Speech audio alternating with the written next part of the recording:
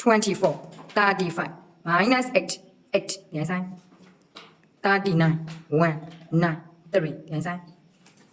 45 5 26 minus 9ပြန်ဆိုင်ကဲဆက်မှလေးပြပါမယ်ကဲဟော3ယောက်လေးပြန်ခဲ့ပါတယ်ဘယ်နှမ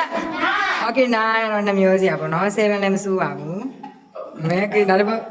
15 25 31 minus 16ပြန်ဆိုင်45 5 9 8ပြန်ဆိုင်38 24 minus 10 23ပြန်ဆိုင်โอเคကဲဆက်မှလေးပြပါဦးကဲငိုးတို့3ယောက်ပါရှိတယ်ဘယ်နှမ9အေးနှမျိုးစီရနော်ကဲနောက်ဆုံးပုတ်ပါ39 24 minus 13 14ပြန်ဆိုင်25 25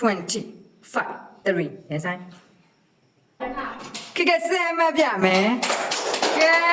နေထားတော့ကြည့်တာနေအောင်ကဲ3ယောက်တည်းကဲဖြိုးရက်နေထားတယ်ကြည့်တာကဲကဲစမ်းနော်တင်ပြထားမယ်1ဆိုတာနဲ့တွေ့ထိုင်ကြမှာနော်ကဲ2 1 2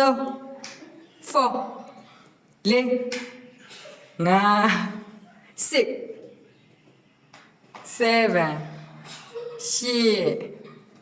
8 9 10နှလုံးကိုငါးစားကြောင်ကို10လို့အနည်းဆုံးငါတို့ရေးရတယ်10လုံးပဲငါတို့ကကဲတော့တခါလဲပါနော်ပြီးရတော့ဝတ်တော့ဆိုရေးလိုက်ရင်နောက်ကြတော့ဒါမျိုးပြတဲ့ခါကျရင်ရအောင်โอเคအဲ့ဆိုရင် goodbye everyone Goodbye, teacher. Thank you, teacher. See you next week. နောက်တဲ့မှာမတော်ကဲ